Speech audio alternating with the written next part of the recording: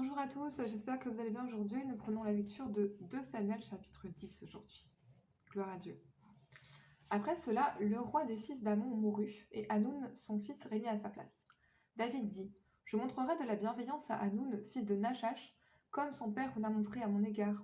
Et David envoya ses serviteurs pour le consoler au sujet de son père. Lorsque les serviteurs de David arrivèrent dans le pays des fils d'Amon, les chefs des fils d'Amon dirent à Hanoun, leur maître, penses-tu que ce soit pour honorer ton père que David t'envoie des consolateurs? N'est-ce pas pour reconnaître et explorer la ville, et pour la détruire qu'il envoie ses serviteurs auprès de toi?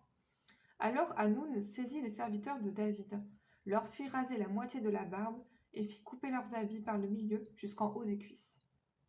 Puis il les congédia. David en fut informé, il envoya des gens à leur rencontre, car ces gens étaient dans une grande confusion. Et le roi leur fit dire, restez à Jéricho jusqu'à ce que votre barbe ait repoussé, et revenez ensuite. Les fils d'Amon, voyant qu'ils s'étaient rendus odieux à David, firent enrôler à leur solde 20 000 hommes de pied chez les Syriens de Beth-Rehob et chez les Syriens de Tsoba, 1 000 hommes chez le roi de Maaka et 12 000 hommes chez les gens de Tob. À cette nouvelle, David envoya contre eux Joab et toute l'armée, les hommes vaillants. Les fils d'Amon sortirent et se rangèrent en bataille à l'entrée de la porte. Les Syriens de Tsoba et de Rehob et les hommes de Tob et de Maaka étaient à part dans la campagne. Joab vit qu'il avait à combattre par devant et par derrière. Il choisit alors sur toute l'élite d'Israël un corps qu'il opposa aux Syriens, et il plaça sous le commandement de son frère Abishai le reste du peuple pour faire face aux fils d'Amon. Il dit, si les Syriens sont plus forts que moi, tu viendras à mon secours, et si les fils d'Amon sont plus forts que toi, j'irai te secourir. Sois ferme et montrons du courage pour notre peuple et pour les villes de notre Dieu, et que l'Éternel fasse ce qui lui semblera bon. Joab, avec son peuple, s'avança pour attaquer les Syriens, et ils s'enfuirent devant lui. Et quand les fils d'Amon virent que les Syriens avaient pris la fuite, ils s'enfuirent aussi devant Abishai, et ils rentrèrent dans la ville.